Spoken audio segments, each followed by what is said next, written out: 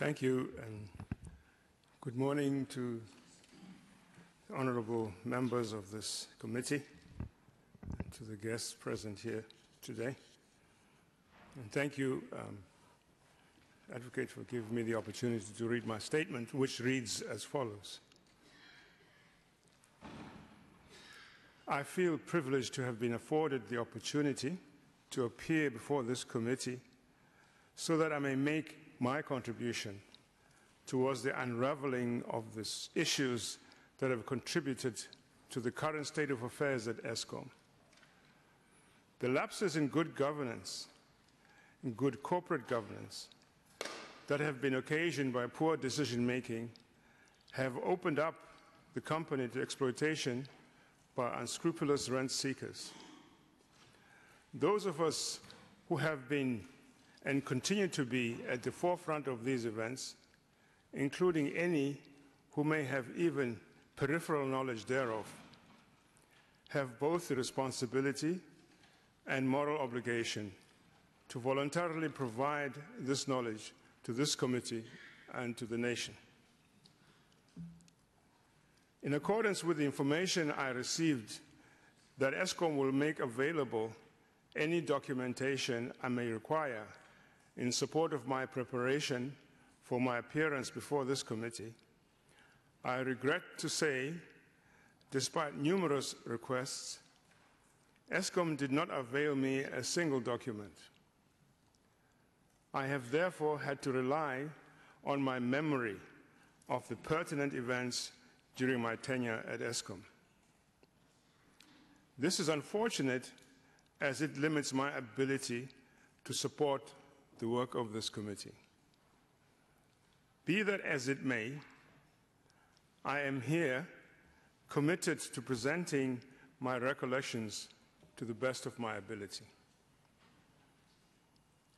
Honorable Chair, I now turn to the TNA contract, the New Age contract. On my arrival at Eskom in 2011, there was an existing New Age contract which was in progress. It was due to expire in about June 2014.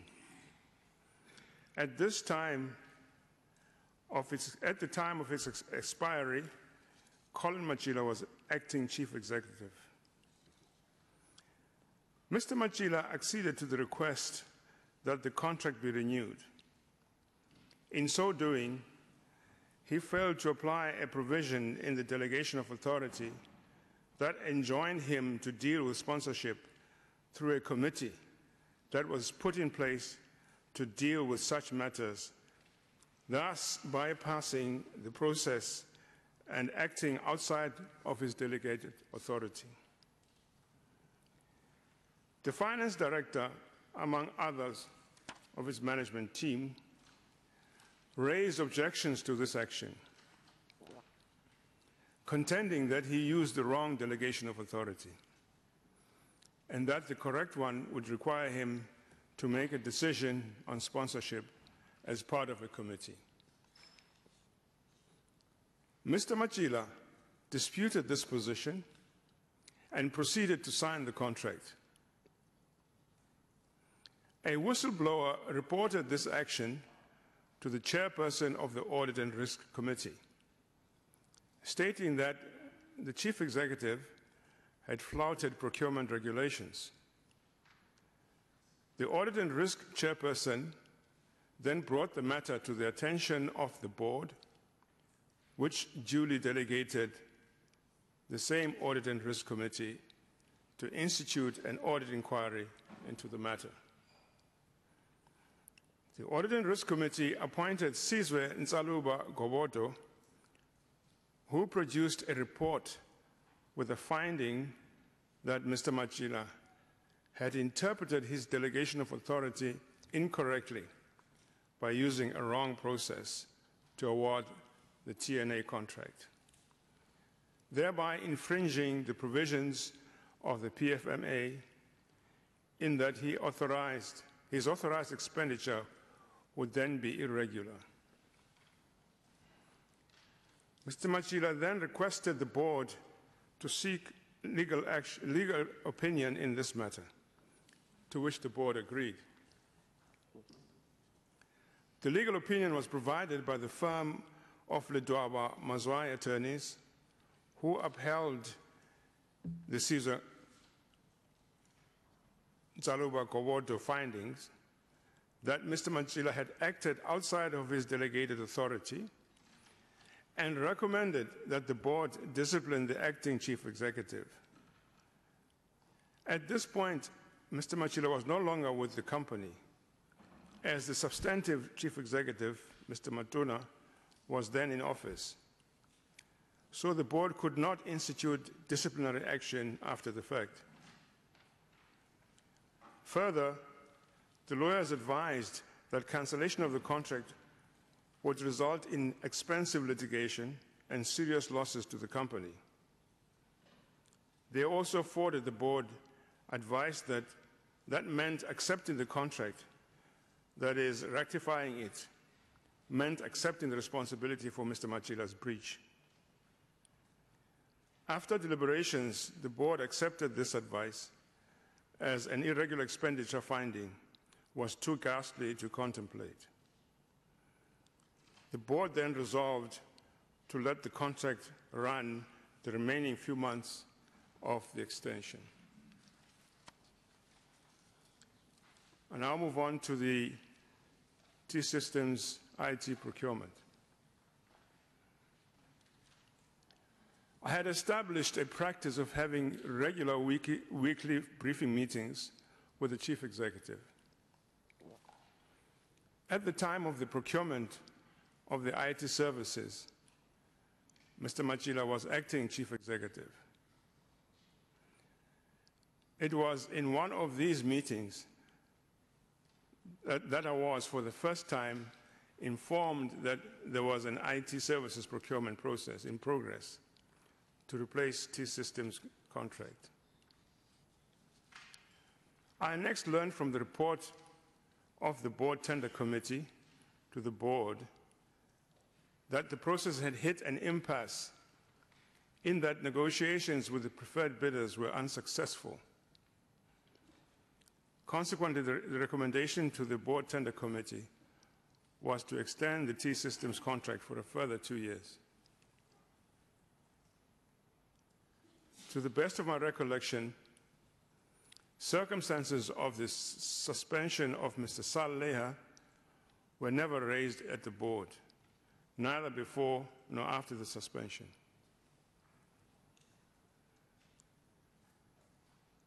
I'd like to comment briefly on the matter of the Duva boiler. Here, Chairperson, the procurement process of the Duva boiler was started after my time at Eskom. So regrettably, I therefore have no knowledge of this particular matter. I would now like to turn my attention to the suspension of the 4 executives.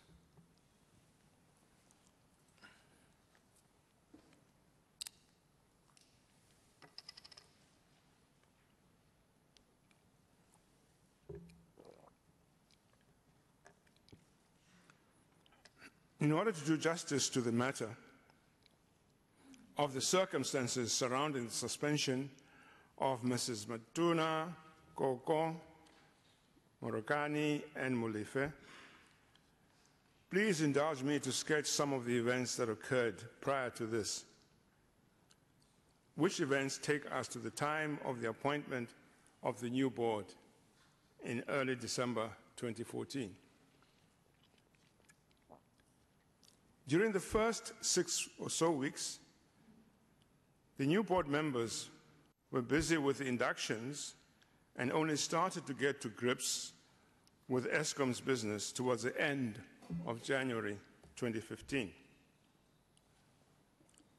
In the period from the arrival of Minister Brown at Public Enterprises Department in May 2014 till the new board was in place, I had been trying to cultivate a working relationship with the minister and aspired to achieve one similar to how I related with the previous minister, Gigaba. It became patently clear to me that I was not succeeding in this regard when the minister called me to a meeting a day or two before the State of the Nation address in February 2015. At this meeting, the minister stated as follows, and I quote, "Chairman, I have received complaints from management and board members that you are interfering in management. Please refrain from doing so, because if you don't, I shall have to find someone else to do your job." My response was, and I quote, "Minister, most board members hardly know what I look like, let alone not having worked with me yet. As for management, if scrutinizing their decisions and behavior and calling them to account constitutes interference with management, then I will happily continue doing so. If you had acceded to my request that we have regular briefing sessions, even this meeting would not have been necessary." Close quote. Whereupon the minister responded by saying, and I quote, "Chairman, you go and do what you have to do. I will go and do what I have to do. There is no reason for you and I to talk about anything." Close quote. And this is how the meeting ended. The very same afternoon, I was approached by Tony Gupta, who requested that we meet. At the meeting, Tony told me, and I quote, "Chairman, you are not helping us with anything. We are the ones who put you in the position you are in. We are the ones who can take you out." Close quote. My response was, and I quote, "Do what you have to do and let me carry on with the job that the cabinet appointed me to do." Close quote. And so ended that meeting. It is at this time that I felt that some sinister clouds are gathering, because the coincidence of the two events was not lost on me. Our first board meeting was scheduled for the 26th February 2015. On the evening of the eve of the meeting day, I received a phone call from the President of the Republic of South Africa, who informed me that he had tried to get hold of the minister and the deputy minister to no avail. The President said he was able to locate the acting Director General and asked if she had spoken to me, which at that point she had not. The President then informed me that the board meeting will not be taking place and that the acting Director General will call me to postpone it. Shortly thereafter, I received a call from the acting Director General to say that the minister had asked that the meeting be postponed. When I asked for the reasons for the postponement, I was told that the minister had not given any. I then had the postponement communicated to the board members. The totality of these events had generated some apprehension in me about things to come. Hardly a week later, I was called by Dudu Myeni. She said that I should avail myself for an audience with the President and declined to discuss any details over the phone. On or about 7th of March 2015, I arrived at the Durban presidential residence and was met by Dudu Myeni, her son Talent, and a certain Mr. Nick Linnell, who was introduced to me as a lawyer. Ms. Myeni then proceeded to outline the purpose of the meeting, namely that the situation of Eskom's financial stress and poor technical performance warrants that an inquiry into the company be instituted. She further elaborated that in the course of the said inquiry, 3 executives, namely Acting Chief Executive Tshidiso Matuna, Group Executive for Group Capital Dan Marokane, and Group Executive for Commercial Machela Koko, are to be suspended. I found this matter altogether shocking and proceeded to question the need for suspending these executives, as I saw this as a recipe for inducing instability in the company. She retorted that even the war room was experiencing frustration with the decline in performance of the company, and that the inquiry was essential. In her view, the suspension of the executives will not create difficulties because it will be explained that they are not being accused of wrongdoing, but are being asked to allow space for the inquiry to proceed unencumbered by their presence. Shortly thereafter, the President entered. After some pleasantries, he requested to know what was up for discussion, whereupon Ms. Myeni repeated what she had previously stated. The President then inquired if I knew who the executives are who were to be suspended, to which I responded that I would prefer that I consult the human resources rules of the company to check if there is provision for recusal rather than suspensions to achieve the same objective.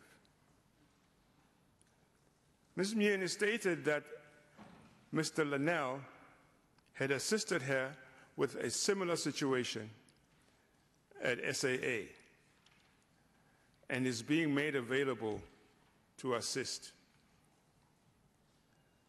Mr. Linnell then proceeded and then proposed that he draft a resolution for me to present to the board, setting out the rationale for the inquiry. The meeting ended. I convened a board meeting on 9th March 2015, where I presented the proposed resolution. The board expressed its discomfort with this approach and instead proposed that the minister be invited to engage on this matter with the board. The board meeting with the minister in attendance was convened on the 11th of March 2015. The minister gave her support for the inquiry, as well as for the suspensions of the 3 executives. The board then resolved to proceed with both the inquiry and the suspensions of the 3 executives. It also mandated Audit and Risk Committee to prepare the terms of reference for the inquiry, as well as the People and Governance Committee to effect the suspensions. At the inception of the People and Governance Committee meeting, following the board meeting, 2 astonishing events occurred.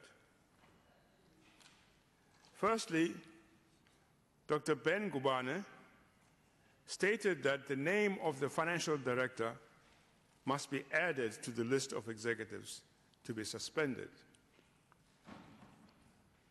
I immediately raised furious objections.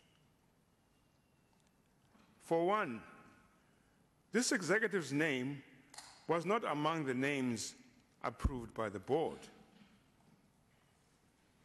More importantly, suspending the finance director is going to generate shockwaves even internationally, especially with our investors and lenders, because the financial director is seen as the custodian of their investments. Dr. Ngubane responded that the minister had instructed that the financial director's name be added. I immediately called the minister to raise my concerns and objections, but she rebuffed me. The second astonishing event had to do with the appointment of the executives who had to act for those suspended. Hardly an hour after the end of the board meeting, which decided on the suspensions, Ms. Twaita Mabude was announcing the names in the People and Governance Committee of the executives who were going to act. I immediately protested that nobody in the committee, Ms. Mabude included, other than myself, would have known which executives were suitable replacements. Once again, Dr. Ngubane stated that these names came from the minister. Mr. Linnell assisted the People in Governance in drafting the suspension letters, which were then individually handed out. I was at pains to assure all the executives that had there been any provision for their recusal other than suspension, we would have preferred to apply it. And also that their suspension does not mean they have been found guilty of any wrongdoing.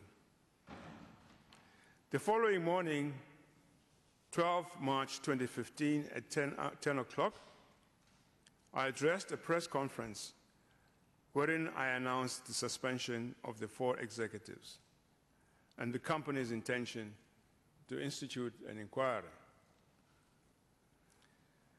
The afternoon of the same day, I was to have the most unpleasant and humiliating experience in all my tenure as chairman.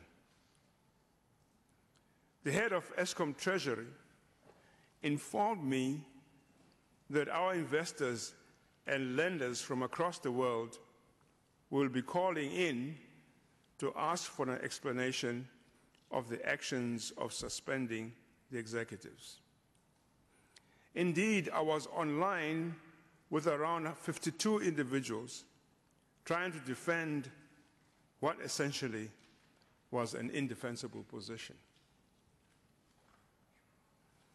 Hardly a week went by, and I was faced with having to defend myself against accusations from several board members that I was not consulting the board in the preparatory work on the inquiry.